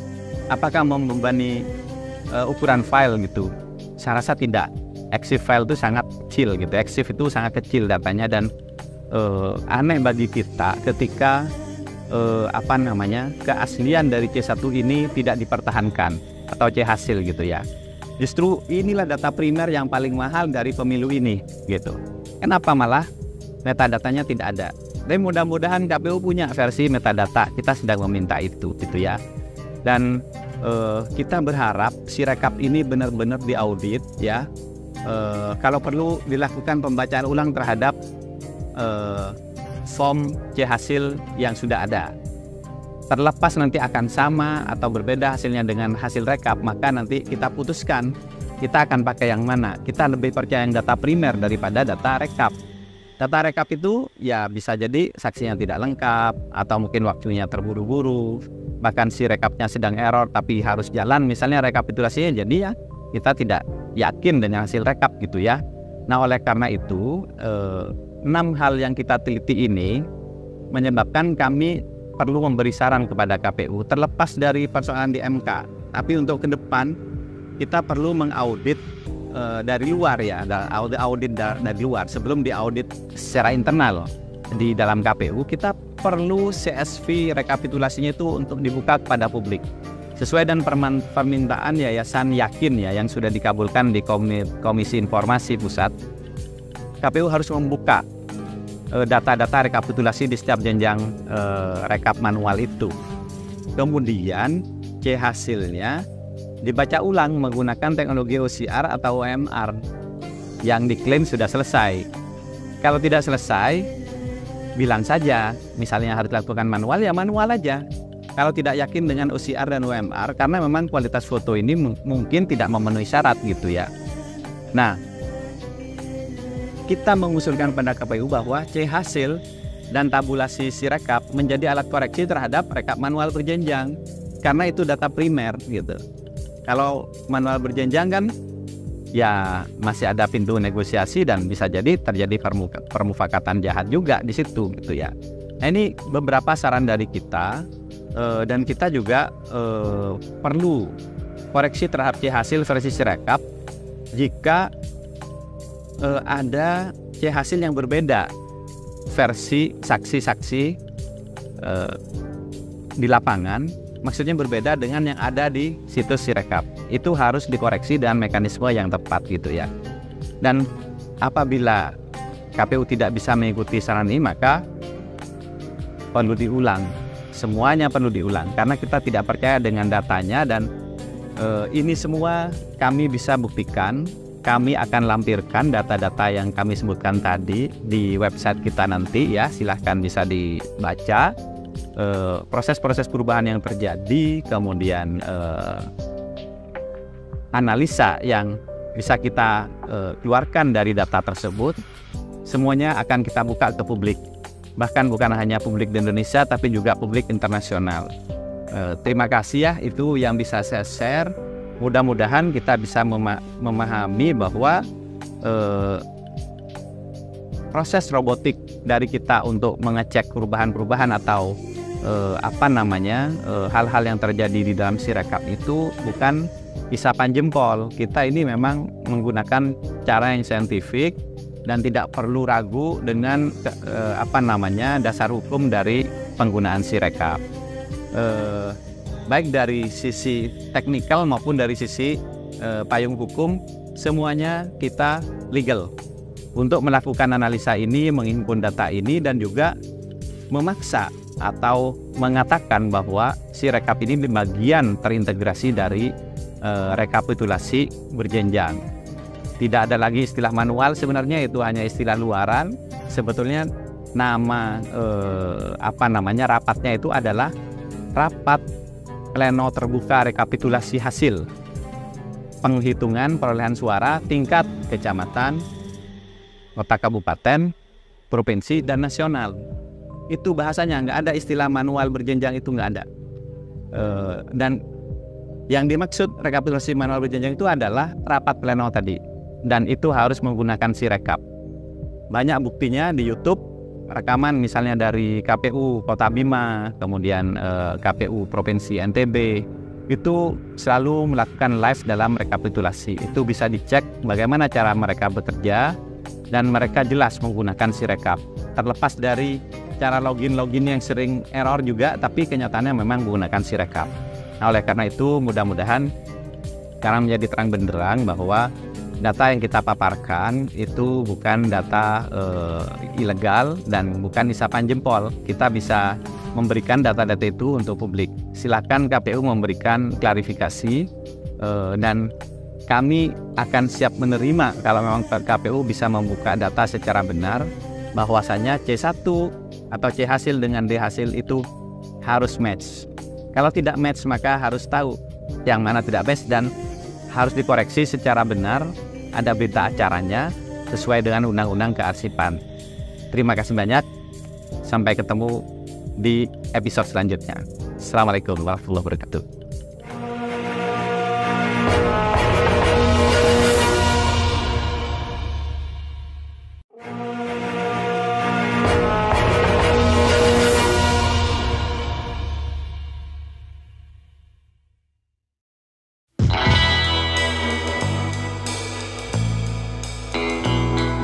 Pemilu curang versus integritas pemilu. Integritas pemilu adalah sebuah kondisi di mana kedaulatan rakyat harus dijamin oleh para pemangku kepentingan. Oleh karenanya, integritas pemilu harus dijaga oleh penyelenggara pemilu, oleh pemerintah, dan oleh semua pihak. Lalu apa yang dimaksud dengan pemilu curang? yakni ketika integritas pemilu diabaikan, bahkan diinjak-injak sedemikian rupa, sehingga pemilu bukan hanya tidak bermakna, tetapi pemilu menghasilkan hasil-hasil pemilu kepemimpinan di setiap tingkatan, dalam hal ini Pilpres, yang tentu saja bukan hanya tidak bermakna, bisa kehilangan legitimasi dan bisa juga menjadi pemerintahan yang tidak efektif karena hilangnya kepercayaan publik. Inilah yang menjadi pertaruhan kita dalam pemilu 2024. Mengapa? Karena ini adalah pemilu pertama kali terjadi sejak reformasi yang mendapatkan catatan negatif. Dari kami sebagai pemantau pemilu saat ini, catatan saya begitu hitamnya pemilu 2024. Kenapa? Karena integritasnya kehilangan marwah.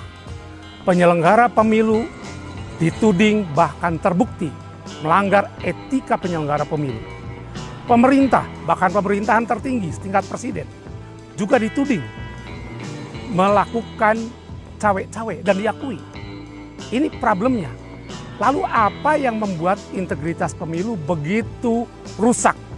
Sebagai pemantau pemilu, kita punya pengalaman di berbagai negara. Ketika pemilu rusak, maka hasilnya bukan hanya tidak legitimate, tetapi juga kedaulatan rakyat menjadi terhambat, bahkan terinjak-injak. Inilah saatnya saya pikir kita masih punya harapan ketika Mahkamah Konstitusi akan memutuskan apa yang akan mereka putuskan. 8 hakim konstitusi akan memutuskan, karena tidak 9, yang 1 hakim konstitusi, Paman Usman, tidak boleh menjadi bagian majelis hakim yang memutus. Mengapa? Karena ada cedera dari putusan MK 90 tahun 2023. Inilah bagian daripada cedera yang membuat integritas pemilu bermasalah. Lalu bagaimana harapan kita? Harapan kita adalah ketika ada kecacatan, ketika ada catatan negatif terkait dengan pemilu, maka harus ada koreksi. Dengan cara apa pemilu yang dituding curang, yang dituding tidak berintegritas, ini bisa dipulihkan. Ada yang namanya keadilan pemilu. Apa keadilan pemilu? Keadilan pemilu adalah proses koreksi ketika terjadi ketidakadilan. Ketika terjadi integritas terancam, ketika terjadi kecurangan, harusnya Bawaslu bekerja mendampingi KPU.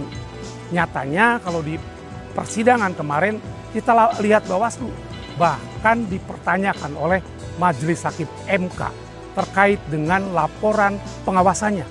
Dan saya pikir ini menjadi problem ketika banyak laporan masyarakat, ketika banyak peristiwa yang dinilai sebagai kecurangan. Ada yang menilai kecurangan itu mulai dari penyalahgunaan aparatur negara, netralitas ASN, TNI, Polri yang dinilai tidak netral, kemudian juga penggunaan sumber daya negara, termasuk bantuan sosial. Jadi dalam pemilu, ketika proses-prosesnya ditandai dengan ketidakadilan, prosesnya ditandai dengan kecurangan, maka hasilnya tidak berintegritas. Dan ini akan ada 2 konsekuensi. Pertama adalah public trust menjadi berkurang. Kedua, yang lebih penting adalah pemerintahnya tidak akan efektif. Mengapa?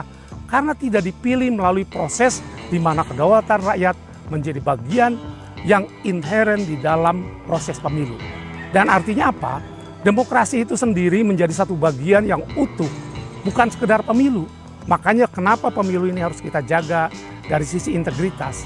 Karena dengan cara inilah kita bisa memastikan bahwa pemilu berjalan baik, kemudian keadilan bisa dijaga, kemudian proses-proses peradilannya, dan sekarang berada di tangan MK, tanggal 22 nanti kita akan melihat apakah proses koreksi terjadi atau tidak. Ketika proses koreksi terjadi, tentu ini menjadi bagian dari pemulihan Mahkamah Konstitusi, pemulihan marwah Mahkamah Konstitusi.